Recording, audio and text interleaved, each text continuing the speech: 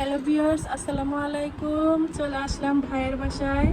এসে দেখি আমার অনেক পছন্দের খাবার, গরম ভাতের সাথে ডালের বড়া আর ভর্তা। মা যেমন তার মেয়ের পছন্দের খাবারগুলো রান্না করে রাখেন, আমার ভাইয়ের বউটাও ঠিক তেমনই। আমি খেয়াল করেছি ও সব সময় আমার পছন্দের খাবারগুলোকে প্রাধান্য দেয়।